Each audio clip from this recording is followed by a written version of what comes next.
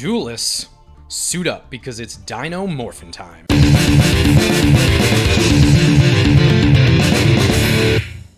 But first, this video is sponsored by no one. So if you like the video, you want to see more like it, hit that like button, subscribe, and hit that ghost bell and Haunted Mansion down below to get notified whenever a new video is up. Now, let's get after it with Dinomorphia. I must be entering my villain arc because we are playing, ladies and gentlemen, a trap-based deck, a back row deck for the ages. Look how few actual monsters we have. Six, well, 7 if you count Celestial. Normal summonable monsters. Truly, these are the end times. But actually, this is a deck that I've been excited for since basically when I started this channel, was when Dinomorphia was starting to take off and receive support. And we still don't have all of the support that they have in the TCG and the OCG, but with the new pack Invincible Raid, we got the framework and a lot of the foundation for what this deck wants to be and a lot of the key cards. If you haven't watched my video of all the new updates and opening a bunch of Invincible Raid packs, watch that, it's on the channel. Anyway, Dinomorphia is a trap deck. It's all about setting traps that pay half your life points, half of your life points, and then getting benefits from having very, very low life totals. So we're playing things like Dinomorphia Domain, which allows us to pay half our life points and fusion summon a Dinomorphia fusion monster from our deck using monsters from our hand, deck, or field. Ridiculous. Also, all of our Dinomorphia traps will trigger in the graveyard, and if we have 2,000 or less life, we can banish them to either prevent effect damage from our opponent or battle damage from our opponent. We have Alert, which special summons 2 Dinomorphias from the grave and prevents effect damage. Domain prevents effect damage. We have 2 Brute, which destroys a Dinomorphia we control, as well as a card our opponents control. That prevents effect damage. And then we have a singular Dinomorphia Sonic, which is a counter trap and also prevents battle damage. The ratios could be tweaked a little bit so that we have more ability to prevent battle damage, but so far the one Sonic does it for me. And usually the traps are powerful enough that it doesn't super matter if we can't banish them from the grave. Our monsters are Dinomorphia Teretzia, which allows us to set a Dinomorphia trap directly from deck when it's normal summoned, and then also gets boosted up if we have 2,000 or less life points. And also, when it's destroyed by battle, we can special summon a level 4. We can special summon another one of our normal summonable monsters by banishing any trap from our graveyard, so it can recycle. Our Diplos can send a Dinomorphia card, usually a trap, from our deck straight to the grave, so we can set up and send Sonic so that we can protect ourselves from battle damage later. And then it has that same clause where if it's destroyed, we can banish a trap and special summon a level 4. So they recycle each other. So we only have 6 of the monsters, but they can recycle each other, and we can recycle the traps as well. In addition, we're playing the Solemn Brigade here to, counter things as well as pay life. And this is some hot tech right here. We have the Ferret Flames. Now, if our opponent's monsters combined attack is greater than our life points, which oftentimes we're down at 2,000, 1,000, even lower, they have to shuffle their monsters into the deck until they have equal to or less than our life points. If we're down to, like I said, 1,000 life points, that's essentially shuffling away their entire field. So this is hot tech. Playing 2 for now. I could see going up to 3, but things are kind of tight already as it is. As you can see, we're only playing the 1 duality and only the 1 fossil deck. That's only because I had one and I didn't want to craft more ultras. This is an ultra heavy deck with 3 Teresia, 3 Domain, and then 3 Kentragina in the sideboard. Speaking of Kentragina in the sideboard, she is our main boss monster for Dinomorphia. So she needs 2 Dinomorphia monsters with different names, so that's usually going to be 1 Diplos and 1 Teresia, but I guess technically if you have another Kentragina or a Stealth Bergia out on the field, you can use those as well. Now, she is 4,000 base stat, but she loses attack equal to your life points. So usually she's going to be between 2 to 3k, maybe even a little bigger. So she can beat over things as necessary, but her main effect is that during the main phase, and it's a quick effect as well. So if we domain on our opponent's turn, fusion summon her, and then activate her, we can once again pay half her life points, so that's going to beef her up already, and banish a Dinomorphia normal trap from our graveyard, and we get to use that effect on her. So we could immediately fusion summon another Dinomorphia using the domain. If we have any of the other ones in the graveyard, potentially from sending them via Diplos, we can utilize that. Lastly, she has that other effect where she can resurrect a level 4 or lower Dinomorphia monster when she's destroyed by battle, or a card effect as well. That's mostly it for the deck. We do have the Stealth Bergia, which doesn't really come up. It just allows us to activate all our effects without having to pay life points, but generally we want to pay the life points for things like Kentrigina and for Ferret Flames. In addition, it can also burn our opponent, but in all the games that I have played so far, I have not summoned Stealth Brigade once. Generally, we just want Kentrigina. We also have the DPE package in here, and then a few utility extra deck monsters, Tornado Dragon for back removal, Baguska for floodgating. I don't think we can make a 4-material Zeus, unfortunately, but it's enough if we just need to really pull the plug on everything. And then our final kind of safety net is we can go Halcyon to Ash Blossom, Unicorn, and then probably into Access Code. So that's the deck. Let's get into the replays. All right. It's Morphin time. Oh, and do you guys like my new field? I had to get this. Okay, so let's see what we're going on. We are on the draw. Our hand is looking pretty solid. You always want to start with the Teretsia. Okay, so our opponent passes. Nothing, but anyway, we have an excellent hand. We'll lead with the Teretsia and attempt to set a domain directly from our deck. Our opponent's going to max seed. That's fine. We're usually going to be special summoning on our opponent's turn with the domain, which we will go ahead and set straight from the deck. Now we can fire the Pot of Prosperity. We're always going to banish the full 6. We really just need to make sure we keep our Kentriginas. Okay, so I'm going to get greedy here because our opponent didn't show that they really had anything. They should have ashed either the Pot or the Teretsia. I'm going to get the Fossil Dig just so we can immediately get the Diplos, even though we saw one off the top. Just pull another card out of our deck, and then we can set a 3 as well as have the Ash Blossom up. Now, the Alert's going to special summon 2 of our Dinomorphies from the grave. That'll be great. Once we go to Fusion Summon, we can easily ash this Fusion Destiny, no worries. The Brute will destroy a Dinomorphia that we have to destroy one of our opponent's cards, probably after we special summoned. Now that we've got that out of the way, we can fire the domain. We're going to send directly from the deck and get the Dino Mommy herself, Kentrigina, onto the field. Now, as you can see, she has 0 attack because we're at 4,000, but now I can activate the Alert, bring back those 2 that I sent from the Fusion spell, and also trigger their effect since we're now on our opponent's turn. Teretsia is going to Diplos, will send the Sonic. This is just to insulate against any battle damage. We also do get incidental burn damage there. And I'll set another domain because why have 1 Kentrigina when you can have 2? Now that we are below 2,000, speaking of which, there we go. Now that we are below 2,000, all of our monsters are beefed up. Our opponent is actually on Swordsoul. Okay, interesting. We can easily brute this. We will pop up our Diplos to pop their Taya before they are able to special summon before they're able to get the tuner by banishing from the grave. They will still get to special summon the Destrudo, but that's fine.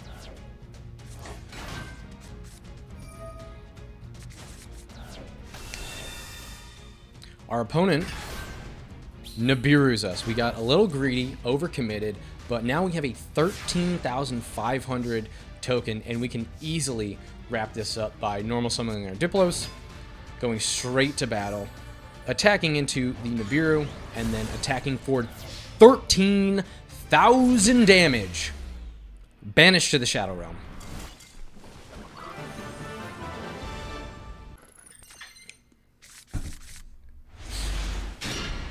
Game 2.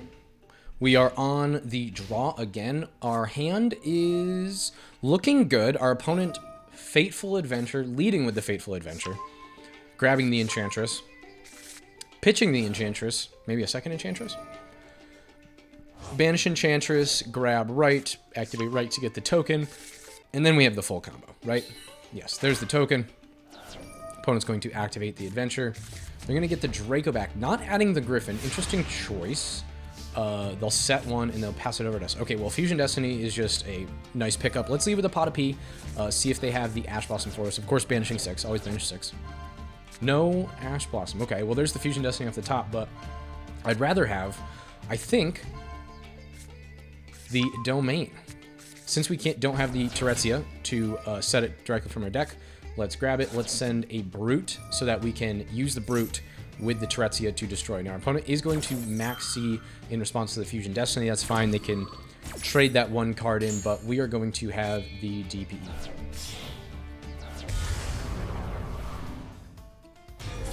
There we go. There's the big chicken himself. Our opponent activates the Fateful Adventure and adds a second Draco back. I'm starting to wonder if they don't have the Griffin. Maybe this is a budget sort of deck. We go to attack in. Now, the Adventure will protect. That is an effect that I always forget about, but we can continue to pop. As long as they don't have the token, most of their plays are not live, so we can get in for a cool 500 damage because we did activate the Prosperity. Let's pass it back to our opponent, see what they can do. See if they can make another token. Bring back the DPE. And our opponent says, yeah, okay, we've seen enough.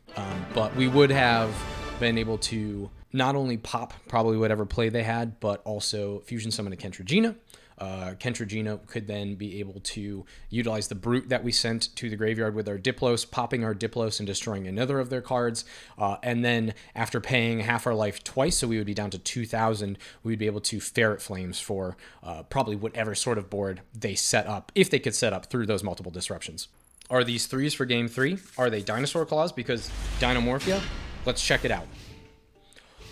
Just cannot win the coin flip for our life. We are on the draw again. Our opponent leading with the right. There's the token, adding the Adventure Prank Kids. Adventure Prank Kids, as we've seen before on this channel, watch that video, probably the new best deck in the format, and our opponent seems to know what they're doing, right? Trigger the Adventure. They have the Draco back. They've gone red into cat into green. Trigger the Adventure again. Add the Griffin Rider. Pitching the Draco back. Now they can attach the Draco back. We've seen these plays. In response, special summoning the Griffin.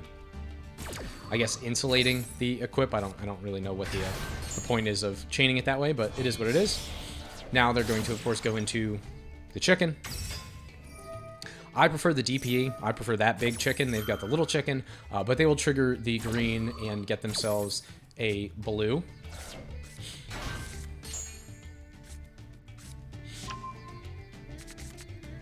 As well, they'll add the fusion spell, the Pandemonium, and they'll go into the dog. Now, I'm seeing 1 disruption, probably 2, because they're going to activate the Pandemonium after getting the rock.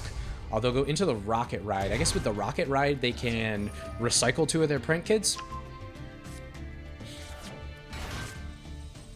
They'll bring back the drop, and then, yes, they'll recycle 2 of their Prank Kids.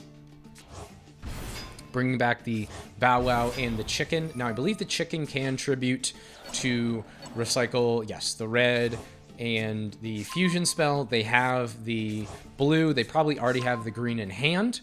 So I'm seeing a disruption through the Griffin Rider and the gate. Yep, there is the... Oh, they had the place... They had the... They had house as well, so they added the green. I'm seeing a few disruptions here. So we have to work through Griffin Rider on the gate. Fusion spell into most likely the Battle Butler, which can wipe our field, as well as the bounce from the Draco Rider on the following turn. And do they have anything in the grave?